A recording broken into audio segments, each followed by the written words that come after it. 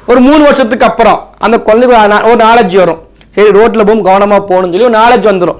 அப்போ அந்த குழந்தை அதே குழந்தை அந்த ரோட்டில் போகும்போது சாலையை சரியாக பார்த்துட்டு போகும்.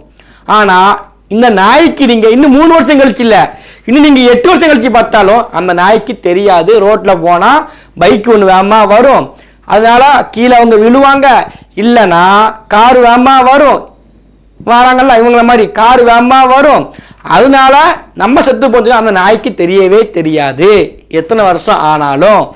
அப்போ இந்த நாயையும் குழந்தையும் கம்பேர் பண்ணி பேசுறது அடி முட்டாள்தனமான ஒன்று. ஆனால் இந்த எபிசோடுலேயே இந்த ஒருத்தர் குழந்தை அடிக்குன்னு சொன்னார்ல, அதை பார்த்துட்டு நாய்க்கு ஆதரவாக பேச வந்தக்கூடிய ஒருத்தர் அவர் முகத்தை பார்க்க முடியல. எப்படி என்னாச்சுன்னு ஒரு வார்த்தை கேட்கறது கூட எனக்கு இந்த இடத்துல தொண்டையில எச்சி முழுங்குது. கருணை காட்டுவேனா இல்லை அவங்ககிட்ட போய் அனுதாபப்பட்டு பேசுவேனாங்கிற அளவுக்கு நான் வந்து ஒரு மனுஷனா நான் வந்து அந்த இடத்துல தன குளிஞ்சேன். இவ்வளவுதான், இதை தான் நம்ம சொல்றோம். பத்தி நான் தானங்க பேசணும். மூச்சு காத்து நான் சுவாசிக்கிற மணிக்கு, என்னோட உணவு நானே சாப்பிட்ற மணிக்கு எனக்கான பிரச்சனை நான் தானங்க பேசணும். எங்க நாய்க்காக நீங்க பேசுறீங்க, எங்க நாய்க்கு வாய் இல்லை, வாயில்லா ஜீவன், அதான் நீங்க பேசுறீங்க. சரி எனக்கு வாய் இருக்குங்க, நான் பாதிக்கப்படுறேங்க, அப்ப நான் எனக்காக நான் பேசணும், அதுவும் நான் பேசக்கூடாதாங்க. அதாவது ஒரு எபிசோட்ல வந்து வரக்கூடியவங்கெல்லாம் நம்ம நீங்க நிறைய டைம் பார்த்துருக்குறோம். வரக்கூடியவங்க ஒரு மாதிரி பேசுவாங்க, வரக்கூடியவங்க அந்த ஒரு ஆப்போசிட்டு இந்த சைடு 2 சைடு இருக்கும்ல, இதுல வரக்கூடியவங்க ஒட்டுமொத்த பேரும் ஒரு மாதிரியே பேசுவாங்க. ஆனால் முதல் முறையாக நீயா நம்ம பார்த்ததில் அந்த ஸ்பெஷல் கெஸ்ட்டாக ஒருத்தர் வரவங்க அதில் உள்ள மெரிட் டிமெரிட் 2 சேர்த்து பேசுவாங்க. ஹைலைட்டாகவே இது இருக்கும், அதுக்காக அவங்களே கூப்பிடுவாங்க. ஆனால் அப்போ நம்மளுடைய அவர் பேர் என்னதுங்க, கோபி இல்லைங்க, நல்ல பேருங்க, கபடி லவடே இல்லையே, ஐயோ ஸ்ட்ரைக்காக இருக்குது, இங்கே இருக்குது, சக்குன்னு வர மாட்டேங்க, செல்லு எடுத்து பார்த்துருந்தேன். படவா கோபி. இந்த படவா கோபி என்ன சொல்ல வந்தனே மறந்துட்டேன்டா. கெஸ்டா வந்த படவா கோபி ஜோக்கராரத இப்பதான் நம்ம பார்க்குறோம். நீங்க எல்லாம் 12 மணிக்கு தூங்கிட்டீங்க, ஒரு 2 பேர் வரான், அந்த வீட்டில் உள்ள பூந்து நம்ம வந்து ஆட்சி தூக்கலாம்டா. அதுக்கு தாங்க கவர்மெண்ட் இருந்துகிட்டு இருக்கு, தயவு செய்து புரிஞ்சுக்கோங்க. பாதுகாப்பு கொடுக்கறது தாங்க கவர்மெண்ட். நீங்க இன்னைக்கு நாய் இருக்கு, சரி நாளைக்கு சிங்கத்தை பழக்கி கூட்டு வந்து இனிமேல் எவனுங்க தெரு நடமாட முடியும்னு சொல்லி சிங்கத்தை தூக்கி வீட்டுக்குள்ள வச்சிருவோமா, இல்ல புளிய தூக்கி, சிங்கம் கூட வேண்டாங்க, அதுக்கால தூங்கிக்கிட்டே தான் இருக்கும், அது வேஸ்ட்னு வச்சுக்கோங்களேன். சிங்கம் வேஸ்ட் தான். நம்ம புளியை எடுத்துக்கிடுவோமே, புளியை நல்லா பழகி, பூனையுடைய பெரிய உருவம் தான் புலின்னு சொல்றாங்கல்ல, புளியை நல்லா பழகி தெருக்கு ஒரு புலி வைங்க வச்சிருமா, திருட யாருமே வரக்கூடாது அப்படின்னு சொல்லி என்னங்க லாஜிக் இது? என்ன படவா படவா படவா படவா இவர் வந்து ஒட்டு மொத்தத்தில் பார்க்கும்போது இந்த தெருநாயால நமக்கு பிரச்சனைகள் இருக்கான்னு பார்த்துக்கிட்டிங்கன்னா இருக்கத்தான் செய்கிறது. இப்போ நம்ம இவங்க கிட்ட ஒரே ஒரு கேள்வி கேட்போம். 2 பக்கத்தில் 2 டீமும் உட்காந்துக்கிறாங்க. ஒரு பக்கத்தில் உண்மையிலே அதை பாதிக்கப்படக்கூடிய ஒருத்தங்க மிடில் கிளாஸ் ஃபேமிலி, இந்த பக்கத்தில் பைக்கை தொடாதவங்க, தெருவில் நடந்து போகாதவங்க, பக்கத்தில் இருக்கக்கூடிய வீட்டுக்கார யாரு, சொந்தக்காரனா சொக்காரனா இல்லை ஊருக்காரனா, அவனுக்கு எந்த ஊர், அவன் பேர் என்ன, எதுவுமே தெரியாத ஒரு லைஃப் ஸ்டைலில் வாழக்கூடிய ஒருத்தங்க. இப்போ இதே நீதிமன்ற ஆர்டரு ஒரே ஒன்று, இந்த நாய்களுக்கு பதிலாக பன்னி வச்சிருக்க வச்சுக்கோங்களேன். இதே நாய் மாதிரி பன்னி வந்து தெரு முழுக்க ஊர் முழுக்க அதிகமாக இருந்துக்கிட்டு வச்சுக்கோங்களேன். இந்த மக்கள் இப்போ பேசக்கூடியவங்க வந்து பன்னிக்காக பேசுவாங்க பார்த்தீங்கன்னா சத்தியமாக கிடையவே கிடையாது. ஆனால் இப்போ நாய்க்களாக பாதிக்கப்பட்டிருப்பாங்க தெரியுமா, அவங்க அப்படி ஆப்போசிட்டில் இருப்பாங்க. ஏன்னா இவங்க வந்து ஒரு நாய் வந்து ஒரு டீசெண்டான ஒரு அனிமல், அதுக்காக தான் எக்ஸ்ட்ரா முட்டு கொடுக்காங்களே தவிர, ஆனால் அதை தாண்டி இங்கே நிறைய உயிரினங்கள், பன்னி மாதிரி உயிரினங்கள் நம்மளுடைய பகுதிகளில் இப்போ கிடையவே கிடையாது. ஏன்னா பன்னின்னு சொன்னாலே அது ஒரு குறிப்பிட்ட மக்களுக்காக குறிப்பிட்ட சாதிக்காகவே வச்சுக்கிட்டு இருக்கிறாங்க. இங்கே வந்து இதே பிரச்சனை நீதிமன்றம் சொல்கிற மாதிரி பன்னிக்காக பேசினாங்கன்னா இங்கே இத்தனை பேர் வருவாங்க பார்த்தீங்கன்னா கண்டிப்பான முறையில் கிடையாது. இவங்களுக்கு அந்த நாய்ங்கிறது வந்து இப்போ எப்படி இருக்குன்னா, எங்கள் வீட்டில் ஒரு நாய் இருக்குது, அந்த நாய் 20,000 ரூபா, நல்லா குலைக்கும், நல்லா திங்கும், எங்கள் கூட நல்லா ஜாலியாக பேசும், நாங்கள் அதை குழந்தையா பார்ப்போம். அது சொந்தக்காரன், என் தம்பி, என் மச்சான், என் மாப்பிள்ளை, என் தங்கச்சி, என்னோட பிள்ளை அப்படின்னு சொல்லி பாசத்தை உருக்குவாங்க. நாய் மேலேயும் பூனை மீதையும் செய்வாங்க. ஆனால் இதே அனிமல் விரும்புகிறாங்கல்ல, நாங்கள் பெட் லவ்வருங்கிறாங்கல்ல, இந்த பெட் லவ்வர் வந்து பன்னியை உங்களுக்கு பிடிக்குமா என்கின்ற கேள்வி தான் நம்மளுடைய சேனல் சார்பாக நம்ம கேட்குறோம். ஒட்டுமொத்தத்தில் இந்த தெருநாய்க்களால் நமக்கு பிரச்சனைகள் திரும்பின்னு சொல்கிற இருக்கத்தான் செய்யுது. ஆனால் ஒன்றே ஒன்று, இந்த நாயை இங்கே யாரும் வெறுக்கவே இல்லை. நாயினால் பாதுகாப்பு இருக்க கண்டிப்பான முறையில் இருக்குது. சரி, இருந்துட்டு போட்டோம், உண்மையும் கூட தான் இருக்கட்டும். ஆனால் அதை கொஞ்சம் பாதுகாப்பாக அரசு நடவடிக்கை எடுக்கும்போது தயவு செய்து உங்கள் ஹீரோசித்தை இதுக்குள்ளே வந்து நடுத்தர மக்களுடைய வாழ்க்கையை தொலைக்காதீங்க. அவ்வளோதான். நன்றி, வணக்கம்.